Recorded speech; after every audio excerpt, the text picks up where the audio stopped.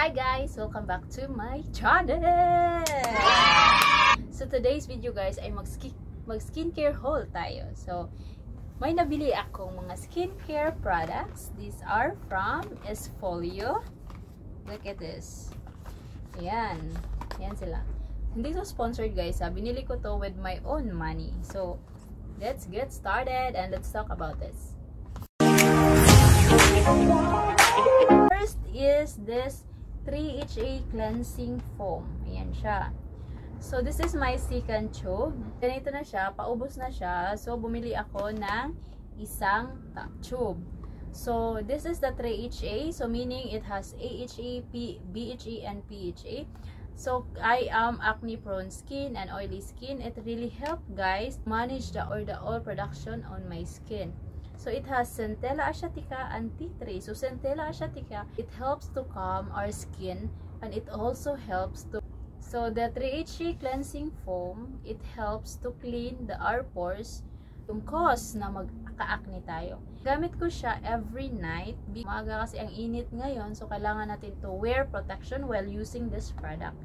So this is my second tube and super like it. Alam nyo ba guys na ang super tipid nito?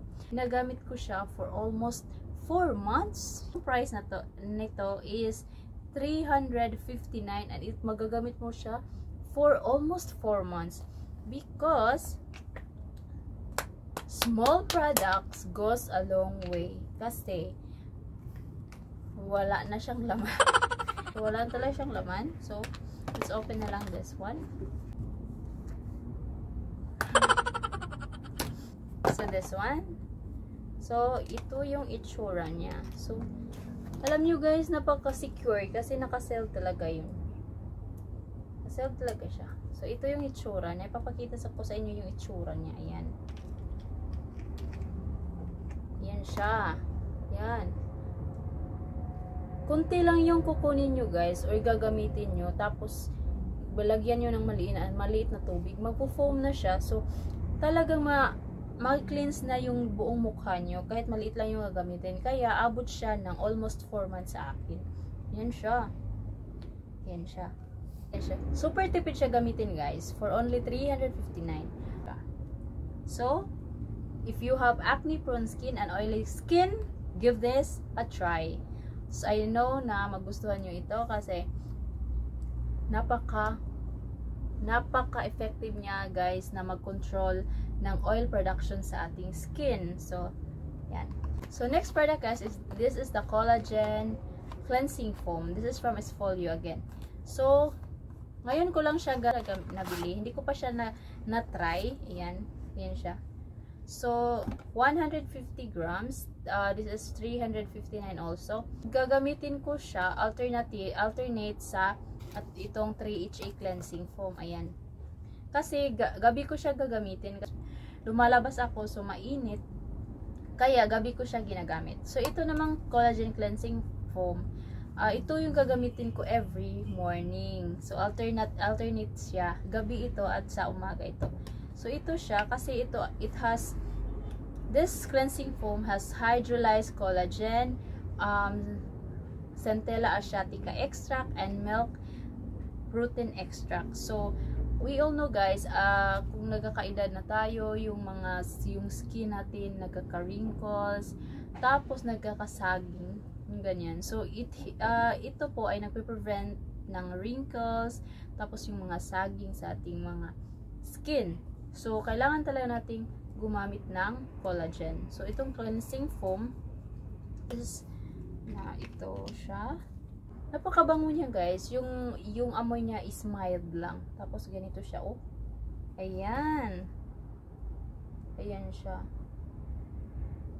Kunti lang yung product na magagamit nyo guys. Oh. Tingnan nyo. Super.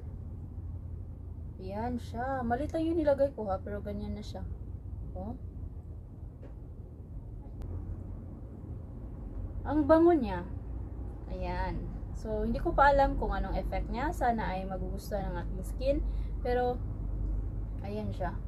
Pero kailangan talaga natin ng collagen sa ating skin kasi as we age, ay skin natin ay kailangan talaga ng collagen. Yung collagen production natin ay minimize. So, kailangan natin ng collagen products.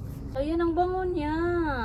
Tapos, mild lang siya, guys. So, ito, guys, pag meron kayong dry skin also, pwede nyo ito kasi it moisturize your skin. So, ayan.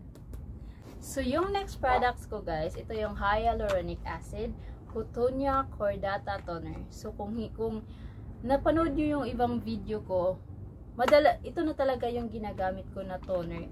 So, this is my 4th bottle sa toner. So, ito yung toner ko, ayan.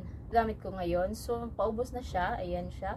Kaya, bumili ako ng isa kasi ayoko maubusan ng toner. Kaya, bumili na lang ako ng isa agad kasi malapit na siyang maubos. Ayan.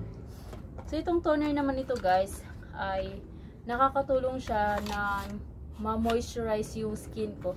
Since ako ay acne prone skin at oily skin, so kailangan ko talagang mag-hydrate ng skin since yung may times na nagda-dry yung acne marks ko.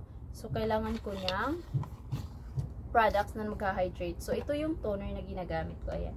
So ginagamit ko siya, guys, every night and morning. Kasi mild lang naman siya. Ayan.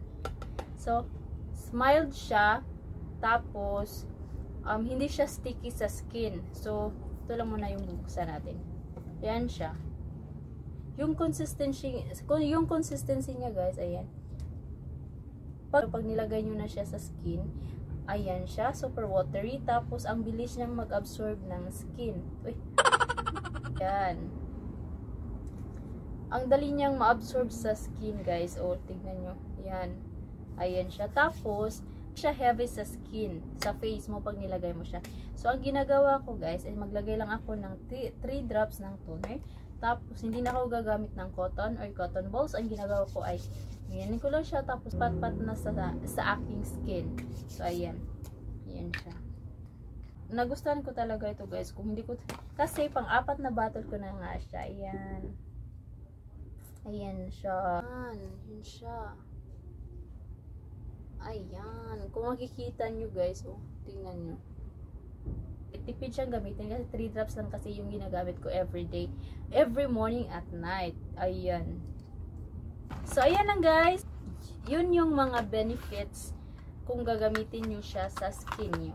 So, kung may acne prone kayo katulad ko, acne prone at oily skin, pwede nyo siyang subukan, guys. Baka na din yung products na magustuhan ng skin nyo at makapag-stop or maka-lessen ng ating mga acnes. Kasi nyo, pag acne prone tayo, maraming products or iba't ibang products ang gagamitin natin para lang ma-achieve yung ating gusto sa ating skin, yung hindi tayo nagkaka-acne agad, hindi tayo nagkaka-acne ng malalaki. So, kailangan talaga natin, guys, kung mag-invest tayo sa skincare, kailangan talaga natin yung quality skincare na try nyo to, guys. Made in Korea po ito. Ano lang, guys, thank you for watching. Sana ay nakatulong. Tapos, kung nakatry kayo nito, comment down below kung ano yung experience nyo sa products na ito. Thank you for watching. Bye!